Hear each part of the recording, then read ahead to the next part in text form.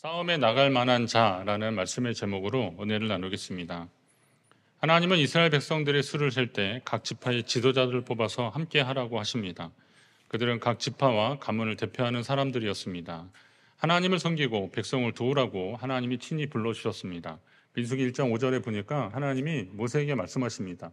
너희와 함께 설 사람들의 이름은 이러하다 그러면서 르우벤 지파의 누구, 어느 지파의 아무개 이런 식으로 이름을 하나님이 직접 불러주셨습니다.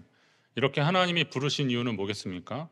교회와 성도가 이 지도자들 중심으로 하나님의 일들을 더 잘 감당하라고 하나님이 그들의 이름을 친히 불러주시는 겁니다. 받아 적은 형식이지만 하나님이 그들의 이름을 불러주신 겁니다. 그리고 또 성도는 자신이 하나님께 부름받은 자라는 대표 의식을 가져야 됩니다. 한번 따라합니다. 나는 대표 선수다. 네, 하나님의 대표 선수, 춘천중앙교회 대표 선수. 옆에 분 한번 축복하겠습니다. 당신은 우리 교회 대표 선수입니다. 네, 대표 선수 되시기 바랍니다. 네, 제가 국가대표 그 평가전 하는데 한번 가봤더니요. 뛰는 사람은 축구인데 11명이지만 그 옆에 대기하고 있는 사람도 있는데 계속 왔다 갔다 하더라고요. 뛰는 거예요. 그래서 워밍업을 하는 거죠.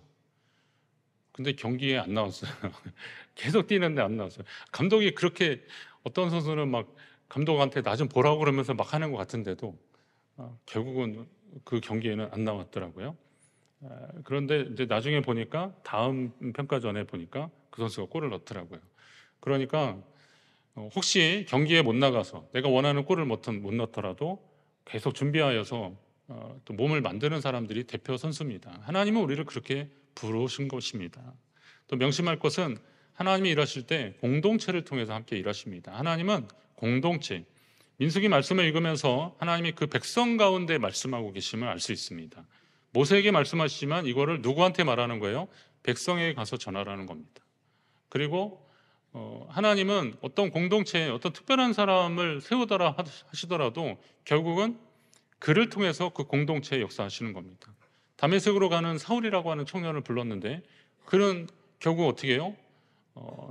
그 즉시로는 다메섹으로 가지만 나중에 예루살렘 교회로 갔고 안디옥 교회로 가고 그러면서 각 하나님의 교회들을 찾아가면서 복음을 전하는 일들을 계속하는 겁니다. 하나님이 주신 말씀들을 가서 공동체에 가서 전하기 시작하는 겁니다. 그러고 보면 하나님이 공동체를 통해서 역사하고 계시는 겁니다. 하나님이 춘천중앙교회라고 하는 교회 공동체를 통해서 역사하고 계심을 믿으시기 바랍니다. 그러면 이 공동체가 건강해야 하나님의 일들을 더 잘하는 겁니다. 공동체가 건강해야 하나님께 말씀을 잘 받을 수 있고 예배도 잘 드릴 수 있고 그렇게 되는 겁니다. 공동체가 건강하기 위해서 꼭 필요한 게 뭐냐? 이게 관계가 소중해야 되더라고요. 관계를 잘 이어야 되더라고요. 관계가 깨지고 어려워지면 하나님의 말씀을 잘 듣기가 어렵습니다. 옆에 있는 분이 만약에 관계가 좀 틀어진 분이라고 해보십시오. 예배 내내 자꾸 신경 쓰여서 어디 되겠습니까? 혹시나 말씀을 가르치는 자하고 관계가 깨졌다고 생각해 보십시오. 그러면 굉장히 또 힘들어질 것입니다. 그렇기 때문에 어떻게든 이 관계의 회복을 위해서 힘써야 되는데 관계의 회복을 위해서 우리가 명심해야 되는 건 관계를 깨게 하는 것이 무엇인지를 좀 보시면 되는 겁니다. 여러분 만약에 자꾸 외출하고 돌아왔는데 집에 있는 게 자꾸 망가진다고 생각해 보십시오. 그러면 그걸 세운다고 해서 회복되는 게 아니더라고요. 그것을 망가뜨리는 요인이 무엇인지를 알아야 되는 거잖아요. 근데 봤더니 어느 분이 자꾸 망가지는데 보니까 열린 창틈으로 새가 들어와서 자꾸 뭘 망가뜨렸다는 거죠. 그럼 창문 틈을 보수하거나 그렇게 하는 것처럼 공동체에서 관계를 깨게 하는 것들이 무엇인지를 좀 파악을 해야 되는데 대표적인 것이 욕심입니다. 욕심이 많으면 다툼이 자꾸 일어난다고 그랬습니다. 그러니까 잠언에서 그런 말씀이에요. 욕심이 많은 자는 다툼을 일으킨다. 인생에 있어서 욕심이 너무 과하면 저는 어느 정도의 욕심은 좀 필요하다고 봅니다. 뭐 좀 잘하고 싶고 칭찬받고 싶고 뭐 좀 하고 싶은 그런 욕심들이 당연히 있어야 분발하게 되고 그러는데 이 욕심을 넘어서 자꾸 과시욕이 되고 인정받고 싶어하고 이런 욕심이 커지면 무리수를 가지게 되는 겁니다. 다른 사람이 좀 불편해지고 어려워지게 되는 겁니다. 그리고 공동체에 있어서는 자기 자리를 좀 잘 지켜야 이 관계가 잘 회복되고 건강한 공동체로 나갈 수 있습니다. 믿음이 강한 우리는 마땅히 믿음이 약한 사람의 약점을 담당해 주라 그랬어요. 믿음이 강한 사람이 약한 사람의 약점을 좀 담당해 주고 덮어주는 그런 일들을 해야 되는데, 이걸 가지고 다른 사람을 놀려먹거나 아니면 그걸 자기 기쁨의 기회로 삼는다 그러면 그 당시는 웃으면서 넘어갈 수 있을지 모르겠지만 결국은 관계가 또 깨어지게 되고 그러더라고요. 그렇기 때문에 교회 공동체에서 이 관계를 깨는 일들이 무엇인지를 좀 잘 보셔야 되고, 이거를 회복하기 위해서 하나님 앞에 우리는 힘써야 되는 겁니다. 이스라엘 백성들에게 자꾸 옆에 주변에 있는 수를 자꾸 세라고 하시는 이유도 그런 거죠. 지난번에 말씀드렸죠. 옆에 누가 있는지를 좀 보시라는 겁니다. 옆에 누가 있는지. 그리고 그를 통해서 하나님이 어떤 일을 하시는지 함께 보시는 겁니다.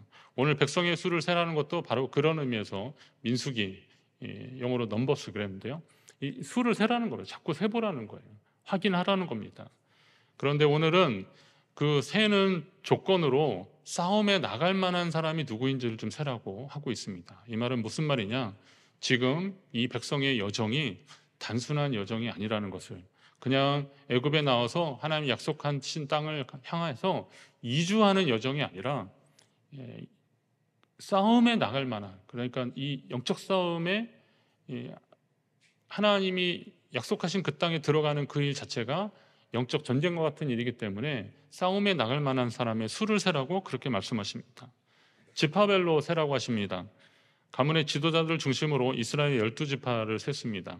루벤, 시므온, 갓, 유다, 이사갈, 스불론, 에브라임, 므낫세, 베냐민, 닷, 아셀, 납달리 지파의 총수를 계수했습니다. 여기에는 레위 지파는 빠졌습니다. 그 이유는 아실 것입니다. 그러니까 이 12지파의 수를 다 세라고 하십니다. 합치면 60만 3,550명인데, 근데 잘 보시면 원래는 20절부터 르우벤 지파는 몇 명이고 이렇게 해야 되는데, 근데 각 지파의 최종 숫자 빼고 지루할 정도로 거기에는 반복적으로 그들의 종족과 조상의 가문에 따라 20세 이상으로 싸움에 나갈 만한 각 남자를 그 명세로 다 계수하니, 그러면서 르우벤 지파는 몇 명이고, 그리고 시므온 지파는 그들의 종족과 조상의 가문에 따라 20세 이상으로 싸움에 나갈 만한 각 남자를 그 명세로 다 계수하니 또 몇 명이고, 그리고 갓 지파는 그들의 종족과 이게 계속, 제가 12번을 계속 한다고 해보십시오. 목사님 그냥 각 지파 몇 명인지만 좀 불러주십시오. 저도 그러고 싶은데 써 있으면 읽어야 되잖아요. 그래서 저는 그냥 뒤에 4절부터만 읽은 겁니다. 그런데 민수기를 기록할 때는 잘 보시면 우리처럼 그 컨트롤 V 하던 시대가 아니에요. 그러니까 복사하고 붙여넣기 하던 시대가 아니라 그걸 하나하나 한 글자 썼어야 되는데, 그러면 그들의 종족과 조상의 가문에 따른 20세 이상으로 싸움에 나갈 만한 각 남자를 그 명세로 다 계수하니, 이거를 계속 썼다고 해보십시오. 아니, 지루하고 힘든 일들을 도대체 이렇게 계속 하라고 하시는 이유가 뭔가? 거기에는 먹이나 이런 재료도 많이 들었을 것이고, 그리고 또 종이도 많이 필요했을 것인데 왜 이런 일을 계속 반복적으로 하라고 하시는 것인가? 그것은 성경에 여러 이름들이 나오는데, 여러분 여러 이름들을 읽으면서 제가 느끼는 건 뭐냐면, 나와 상관이 없고 이름 발음도 이상하고 그래서 그냥 넘어갈 수 있겠지만 그 사람의 가문의 사람들은 그 사람 기억하는 거죠. 여러분 군에 아들 보내고 그런 분들은 거기 몇백 명 사주 중에 아들 이름, 아들 얼굴 이렇게 딱 집어내잖아요. 엄마들은. 아빠들은 잘 못해요. 근데 엄마들은 다 집어내더라고요. 여기 있다고 그러는 거죠. 관심이 있으니까 더 들여다보고 막 그러는 겁니다. 그러면서 내 자식 딱 잡아내는 거예요. 이렇게 집어내는 거죠. 그런 것처럼 하나님은 이스라엘 백성 한 지파 한 지파를 다 소중히 여기시고 그들 그냥 넘어가고 싶지 않으신 겁니다. 오늘 우리는 그냥 새가족반 할 때 이름 불러드리고 이하 동문하는 거잖아요. 그런데 여기서는 굳이 그렇게 하시는 이유가 있어요. 비슷한 기록 방식이 출애굽기에도 나옵니다. 하나님이 이스라엘 백성들에게 이제 계명 주시고 성막 그리고 제사장, 이 제도를 세우시면서 성막을 짓고 그리고 제사장의 의복을 만드는 그런 일들을 쭉 명령하시는데, 거기에 꼭 따라오는 구절들이 있습니다. 여호와께서 모세에게 명령하신 대로 되니라 그랬습니다. 그들이 그런 일을 한 다음에 꼭 수식어가 있어요. 여호와께서 모세에게 명령하신 대로 되니라. 계속 그렇습니다. 이건 뭐냐면 하나님이 명하신 대로 그대로 됐다, 순종했다라는 것을 의미하는 겁니다. 그러니까 이런 기록의 표현들은 순종을 의미하는 거죠. 하나님이 말씀하신 대로 되었다. 이스라엘 백성들의 순종은 굉장히 큰 의미가 있습니다. 세어보면 백성의 수가 적지 않았고 또 놀랄만한 하나님의 은혜에 감사하게 되었을 텐데, 그러나 그 숫자만 가지고 감사하고 놀랄 것이 아니라 어찌 보면 그 숫자는 그렇게 큰 의미는 없다라는 거예요. 의미가 없는 것보다 숫자보다 더 큰 의미가, 더 중요한 것들이 있다는 거죠. 백성이 많아서 그 많은 수가 나가니까 두려울 것이 없겠다 이런 것이 아니라, 백성의 수가 많은 것만큼이나 중요한 것은 그 백성이 얼마나 하나님께 순종하느냐라는 겁니다. 아무리 수가 많아도 하나님의 명령을 따르지 않는 백성은 의미가 없는 겁니다. 그러나 적은 수라도 그들이 목숨 걸고 하나님의 명령에 순종하면 많은 일들을 할 수 있는 겁니다. 사사시대의 기드온이 미디안과 대적할 때 그렇게 많은 병사가 필요하지 않았습니다. 하나님 앞에 충성하는 300명만 있었으면 그 많은 미디안 군대를 물리칠 수 있었습니다. 오늘날에도 이런 하나님께 순종하는 사람들을 주님이 지금도 찾고 계심을 믿으시기 바랍니다. 그리고 이 군대의 질서와 능력은 권위 있는 명령과 적극적인 복종으로 이루어지는 겁니다. 명령권자가 누구냐? 요즘 그 해병대 그 사병 하나가 이제 잘못됐을 때 그 명령 누가 있느냐 이거 가지고 계속 뭐 특검을 하냐 마냐 뭐 이런 얘기하고 그러잖아요. 뭐 그거는 뭐 정치적인 문제라고 떠나서 국가의 어떤 군의 명령 체계니까 그 차원에서 얘기를 해야 되는데, 이걸 어느 정도까지 해야 되나는 좀 생각이 들 정도로 요즘 고민이 많이 있습니다. 제가 고민이 아니라 정치인들이 고민을 많이 하겠죠. 근데 군대는 어느 정도 명령과 그 명령이 하달됐을 때 그걸 정말 목숨 걸고 해야 되는 거죠. 저는 그 상병이 죽었는데 그거 왜 두렵지 않겠습니까? 그냥 이런 잔잔한 물도 아니고 급류가 막 이렇게 물살이 그렇게 센데 거길 왜 들어갔어? 라고 하는데, 아니요, 그 사람은 들어가라니까 명령에 따라 들어간 거예요. 그럼 명령에 따라 들어간 사람을 명예롭게 해줘야 되는 것이 그게 그 상관들의 의무인 거죠. 그러니까 권위 있는 명령이라는 것은 명령에 대한 책임을 져야 되는 거예요. 그런데 지금 그 명령권자들이 다 책임을 안 지려고 서로 다 빼고 그러니까 자꾸 혼란스러운 거죠. 비슷한 명령이 주어지면 누가 총알이 날라오는데 거기서 돌격 앞으로 할 수 있겠는가 걱정이 되는 겁니다. 오늘날 이것을 영적 원리로 보면 하나님의 군대라고 하는 교회도 적용되는 거죠. 하나님의 군대에서 우리가 이 명령을 내리는 것이 하나님이 우리에게 주시는 것이냐, 아니면 몇 사람들이 그냥 머리 짜내서 하는 말들인가라는 것을 여러분들이 잘 판단하셔야 되는 겁니다. 교회가 장기동 목사나 당회원들 몇 명에 의해서 움직이는 것이 아니라 우리가 하나님 앞에 기도하면서 이 일에 머리를 맞대고 하나님이 기뻐하시는 방법이 무엇일까? 라고 하면서 결정했다면 그건 단순한 몇 사람의 생각이 아니라 하나님이 일하고 계시는구나 라고 하는 확신을 갖고 그분이 내리신 명령이라면 오늘 우리도 그 뜻 안에서 행해야겠다라고 순종하면서 나아가는 태도가 교회 공동체에 필요한 것입니다. 여러분, 우리 교회가 바로 그런 하나님의 말씀들이 들려지고 그 말씀에 순종하는 역사가 자연스럽게 이루어지기를 간절히 바랍니다. 디모데전서 6장에 보면 믿음의 선한 싸움을 싸우라 하고 있습니다. 우리에게 믿음의 선한 싸움을 싸우라. 한번 따라하겠습니다. 믿음의 선한 싸움을 싸우라. 네. 졸다가 들으시면 싸우라라고 목사님이 하셨다고 그렇게 할 수 있는데요. 믿음의 선한 싸움을 싸우라는 거예요. 이 믿음의 선한 싸움이라는 것에 대한 규정도 사실 약간 뭐 주관적으로 다 다를 수 있지만, 내가 어떤 사람하고 하는 게 이것도 믿음의 선한 싸움이라고 그러는데, 저는 보편적인 믿음의 선한 싸움을 한번 생각해 보시자는 거죠. 믿음의 선한 싸움이라는 것은 하나님의 구원 역사를 가로막고 있는 세력에 대한 영적 싸움을 믿음의 선한 싸움이라고 하는 거예요. 나한테 무한하게 하고 나 핀잔 준 그 사람하고 싸우는 게 그게 영적 싸움이 아니에요. 그거는 우리의 마음을 좀 시험 들게 하고 어려움을 주는 마귀에 대한 영적 싸움일 수 있겠지만, 그런 근본적으로 그건 개인적인 싸움이지 이걸 영적 싸움으로까지 격상시키고 그렇게 생각하지 마십시오. 자, 믿음의 선한 싸움은 뭐냐? 하나님이 이스라엘을 군대라고 부르시더라고요. 그 출애굽할 때 보시면 그날에 여호와의 군대가 다 애굽 땅에서 나왔은지 그랬어요. 이 여호와의 군대는 이스라엘 백성들을 말하는 거거든요. 근데 이스라엘 백성들을 그냥 군대라고 하나님이 아예 그냥 규정하시더라고요. 그리고 이스라엘이 가나안 땅에 들어가기 전까지 하나님이 그렇게 나온 사람들을 정예 군대로 훈련시키십니다. 정예 군대라고 해서 무슨 특공대를 만드셨다 그런 의미보다는 영적 싸움에서 오직 하나님만 의지하며 나아가는 믿음의 용사로 하나님이 계속 그들을 만들어 주시는 겁니다. 정말 이스라엘 백성들은 가나안 땅에 들어갔을 때 여호수아의 명령에 의해서 달려가고 멈추고 그런 일들을 계속합니다. 그러니까 하나님의 군대로서 계속 성장해 가는 것을 보게 됩니다. 자, 이스라엘이 이 싸움에서 하나님의 군대로 승리할 수 있는 비결은 많은 군사보다는 그들을 도우시는 하나님께 대한 절대적인 순종이 있었기 때문에 그들은 승리할 수 있었습니다. 앞에서 두고 보시면 알겠지만, 이제 앞으로 두고 보시면 알겠지만, 이스라엘은 하나님 안에서 그 하나님의 군대가 점점 성숙해지는 과정을 우리는 함께 보게 될 겁니다. 처음부터 그들이 순종하는 사람들이 되지는 않았습니다. 불평했고 원망했고 또 막 투덜거렸고 막 그랬어요. 그런데 하나님이 그때그때마다 어떤 현상도 보여주시고 혼도 내시고 막 그러면서 하나님께는 이렇게 해야 되는구나 그들이 다듬어지기 시작했습니다. 그래서 하나님께 순종하는 그런 백성으로 거듭나는 겁니다. 여러분도 그렇지 않습니까? 처음부터 그렇게 신앙생활 반듯하게 잘하고 하나님 뜻대로 살려고 애쓰진 않지 않습니까?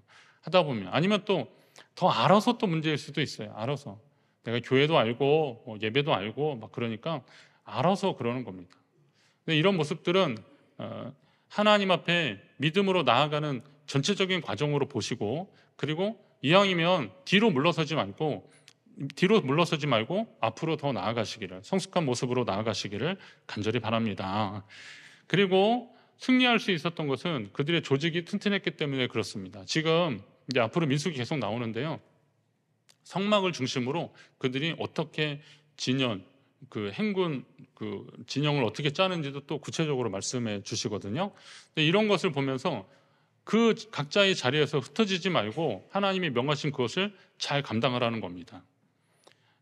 군대 처음 가면은 군복 입혀놓고서 맨날 하는 게 이제 경례하고 앞으로 가, 좌양 앞으로 가, 우양 앞으로 가 계속 이것만 그냥 땡볕에 연병장에 모여놓고서 계속 그것만 하루 종일 하는 겁니다.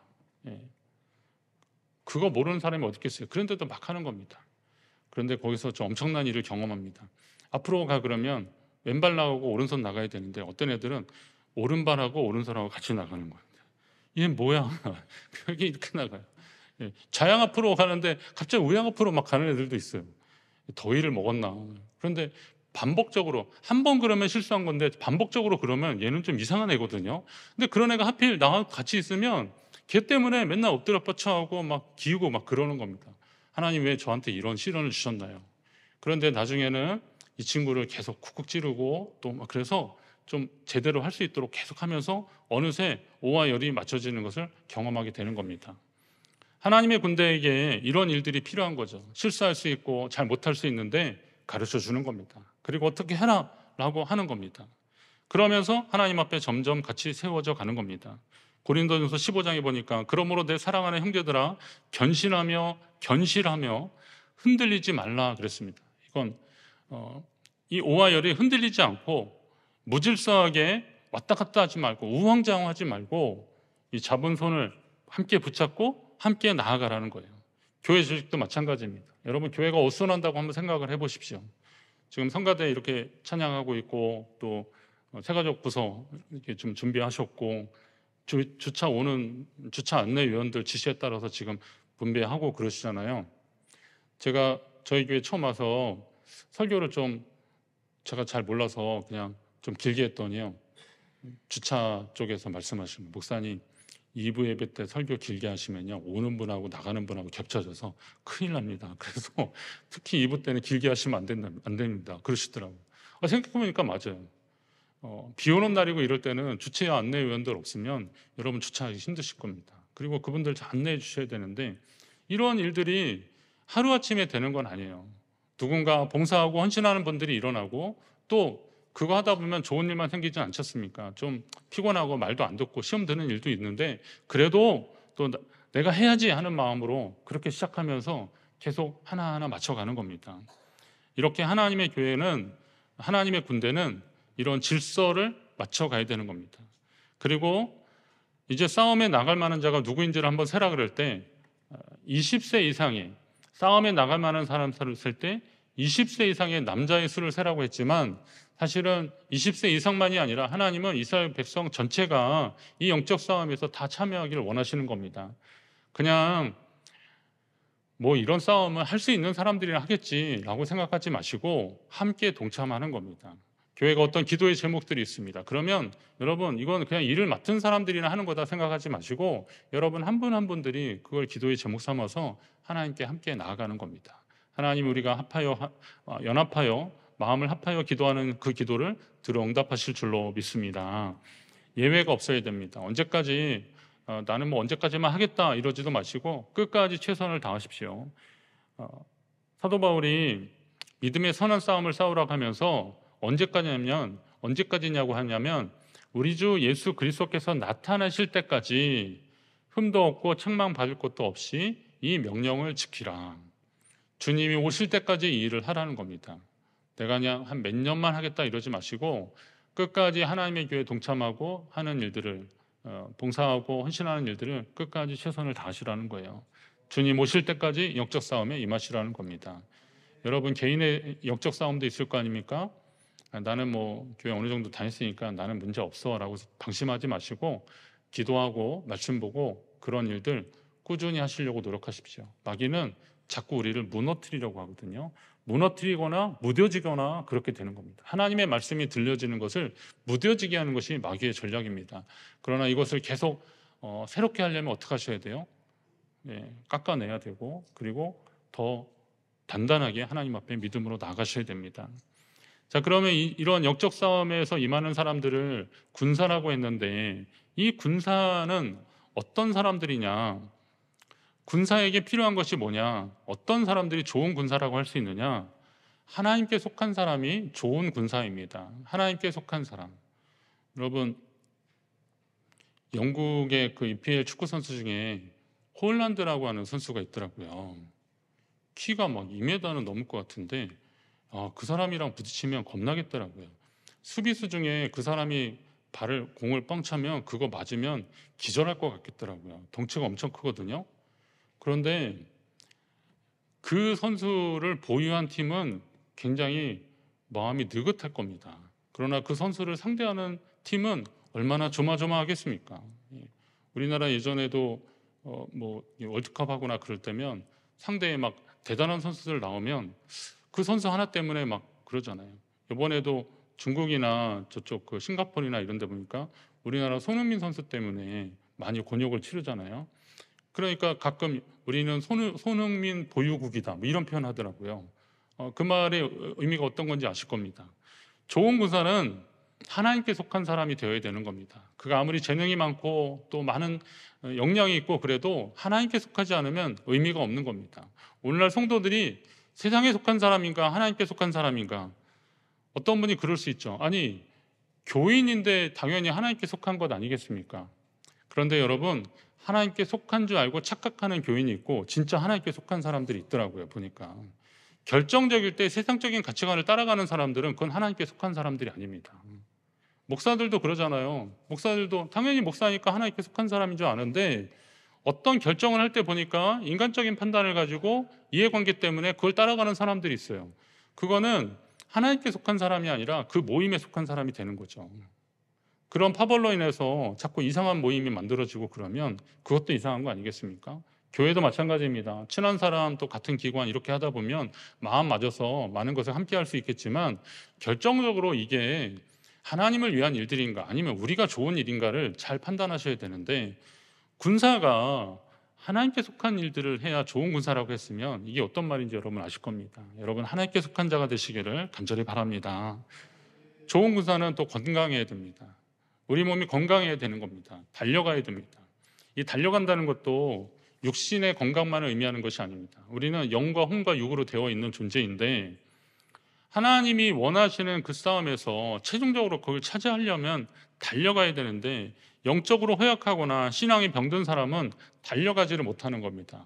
예배 시간에 달려가지를 못하는 거예요. 하나님께 나아가지를 못하는 겁니다. 그런 말씀 있잖아요. 뭐 하려고 하면 길이 생기고 안 하려면 핑계가 생긴다고. 예배도 마찬가지 아닙니까? 어떻게 하든 예배 드리려고 하면 수단과 방법을 가리지 않고 오게 되는 겁니다. 1984년도에 인천에 엄청 큰 홍수가 왔습니다. 7월 달로 제가 생각하는데 그때 막 기말고사 준비하고 막 그런 거라서 제가 그때 고등학생이었는데 심상치 않았어요. 비가 너무 많이 왔거든요. 근데 제가 딱 학교를 갔더니만 한 전교생이 한 반은 안 왔더라고요. 근데 제가 신발을 갈아 신고 딱 들어갔는데 그 위에서 큰 바위가 내려와가지고 저 신발 갈아 신는 거기에 쿵 떨어진 거예요. 제가 신발을 조금만 미적거리고 갈아 신었으면 죽었을 수도, 여러분 못 봤을 수도 있어요. 그래가지고 간신히 왔는데 선생님이 또 허무하게 오늘 학교 휴교니까 집에 가라는 거예요. 그래서 아니 이렇게까지 왔는데 집에 가라니까 너무 좀 아쉽잖아요. 그래서 그냥 그때 이제 고등학생 때니까 공부라도 좀 한다고 막 그랬더니 선생님이 빨리 가라는 거예요. 여기 학교에 사람들 있으면 안 돼. 위험하다는 거예요. 그래요 갔어요. 그래서 저는 이제 어떻게 하든 또 집에를 갔는데 제 여동생이 중학생이었는데 학교를 갔다는 거예요. 너가 거기를 어떻게 갔냐? 걔네 학교는 약간 저지대에 있었는데 애가 허리까지 빠지는 데를 거기를 해서 갔다는 거예요. 그래서 야, 너는 거기 무슨 정신으로 갔냐 그랬더니 그 시험 앞두고 공부하려고 간 거였어요. 제 동생이 1등하고 그랬습니다. 그러니까 얘는 뭐가 좀 달라도 다르더라고요. 예. 그러니까 뭐라도 좀 하려고 하는 그런 마음이 있으니까 어떻게 하든 학교를 가는 거예요. 보니까. 그런 목숨 걸고 교회를 오시라는 얘기는 절대 아니고요. 제가 드리고 싶은 말씀은 우리가 하나님께 예배하는 것을 방해하는 요소들이 참 많이 있어요. 그런데 나의 예배는 내가 예배를 드림으로 인해서 얻어지는 하나님의 어떤 평안, 기쁨, 단순한 이 정도로 예배 안 드리면 혼날지도 모르는 그런 마음으로 찜찜한 마음을 극복하기 위한 예배가 아니라 나는 예배 드리는 게 하나님께 생명이다라는 마음으로 하나님 앞에 예배하는 태도가 필요하다는 거죠. 그건 어디서 오는 거냐? 영적인 건강에서 오는 겁니다. 하나님을 사모하는 마음 가운데서 오는 것입니다. 그런데 영적으로 병이 들면 그런 시간들이 싫어지는 거죠. 오히려 영적으로 병들면 공동체를 와해시키는 일들이 참 많이 있더라고요. 말 옮기고 부정적인 말하고 그러면서 자꾸 사람들을 힘 빠지게 하는 그런 요소들이 있는 거죠. 여러분은 영적인 상태를 좀 점검해 보십시오. 여러분의 영적 상태를 잘 점검하시고 나는 건강한가, 항상 기뻐하라, 쉬지 말고 기도하라, 범사에 감사하라. 이것만 가지고도 영적 건강 체크리스트라고 누가 그러시더라고요. 그것만 잘해도 되는 것 같아요. 기뻐하고 기도하고 감사하고 있는가, 이것만 잘해보시라는 거예요. 그리고 좋은 군사는 성숙한 사람들입니다. 저는 성숙을 어떤 의미로 표현할까 했더니 자유에 따른 책임을 아는 사람들이 성숙입니다. 우리나라에 19세 이상을 성인으로 하더라고요. 18세 이상 되면 결혼을 할 수 있더라고요. 근데 18세는 부모님이 허락을 하셔야 혼인신고를 할 수 있더라고요. 근데 19세는 그거 없어도 돼요. 혹시 지금 19세인데 결혼을 망설이는 사람은 그냥 가서 하셔도 돼. 근데 대신에 조건이 있어. 19세 이상이 됐을 때는 자기가 그런 자유가 있는 만큼이나 책임이 따른다는 걸 아셔야 되는 겁니다. 우리 뭐 촉법소년 뭐 이런 거 있잖아요. 어린아이들은 부모님이 그 민사상 책임은 졌을 수 있어도 형사상 책임을 안 묻는 그런 구조가 있어요. 그거는 우리 사회에서 얘가 아직 어리니까 조금 더 기회를 주자라는 차원에서 그렇게 돌봐주는 건데, 이거를 자기의 기회로 삼아서 나쁜 짓 하는 그런 애들도 분명히 있더라고요. 보니까 나는 촉법소년에 괜찮다는 거예요. 그러면서 나쁜 짓을 하더라고요. 근데 그거는 책임을 모르는 거죠. 그러나 적어도 몇 세 이상 되면 그 책임을 아는 사람들인 거죠. 그래서 성경에서는 20세 이상의 싸움에 나갈 만한 자를 수로 세라는 것이 바로 그런 거예요. 신체 건강한 거. 사실 유대인들의 그 얘기를 보니까 13세가 넘으면 성인식을 하더라고요. 창을 주는 거예요. 전쟁이 나면 넌 나갈 수 있다라고 하는 거죠. 그런데 굳이 여기서는 아직 그 제도가 다 이루어지지 않았으니까 20세 이상이라고 하는 것은 그만큼 성숙한 사람을 말하는 것인데, 교회도 마찬가지고 성도도 마찬가지입니다. 하나님이 우리에게 구원받은 백성으로 죄에서 자유함을 주셨어요. 근데 죄에서 준 자유함을 자기 유익을 위해서 사용한다면 그건 책임을 모르는 사람들이죠. 하나님이 우리를 구원해 주신 것에 감사해서, 구원에 감사해서 내가 그에 합당한 삶을 살아가는 것이 더 책임 있는 성도의 삶이라는 겁니다. 그런 군사가 하나님이 말씀하시는 영적 싸움에서 승리할 수 있는 것입니다. 오늘 저와 여러분을 하나님이 거룩한 이 영적 전쟁의 군사로 부르셨음을 믿으시기 바랍니다. 싸움에 나갈 만한 자가 누구인가라고 할 때 이왕이면 여러분이 그 건강한 군사로서 거기에 불림받게 되기를 간절히 바랍니다. 막 가서 막 치고받고 싸우시라는 거 절대 아니잖아요. 어떻게 해요? 이 영적 싸움에서 하나님 앞에 더 기도하는 사람들이 필요할 때 주님, 제가 더 기도하겠습니다. 하나님의 말씀을 전할 사람이 필요할 때 주님, 제가 제 옆에 있는 사람들에게 말씀을 전하겠습니다. 하나님이라 헌신한 사람들이 필요할 때 주님, 제가 부족하지만 저를 통해서 주님이 일하시기를 소망합니다 라고 구하는 사람들이 우리 가운데 더 많아지길 바랍니다. 제가 우리 교회 90주년에 맞춰서 구원의 90년, 은혜로 100년 이렇게 좀 또 다시 글귀를 써서 걸게 현수막을 걸려고 그러거든요. 하나님이 지난 90년 동안 구원의 역사를 우리에게 베푸셨다면 우리는 그 은혜로 100년을 더 앞으로 100년 그 이후도 계속 나가야겠지만 앞으로 이제 목표는 한 100년이니까 그 은혜로 100년을 더 나아가야 되는데 그것도 역시 책임 있는 성도의 모습일 것입니다. 우리 교회가 하나님의 부르심 앞에 응답한 성도로서 좋은 군사로서 이 영적 싸움에서 이 마지막 때 하나님의 일들을 해방하고 하나님의 교회를 힘들게 하고 있는 그런 세력들이 많은 이 시대에 좋은 군사로 여러분이 부름받아서 승리의 그날에 함께 주님 앞에 서게 되기를 간절히 바랍니다. 하나님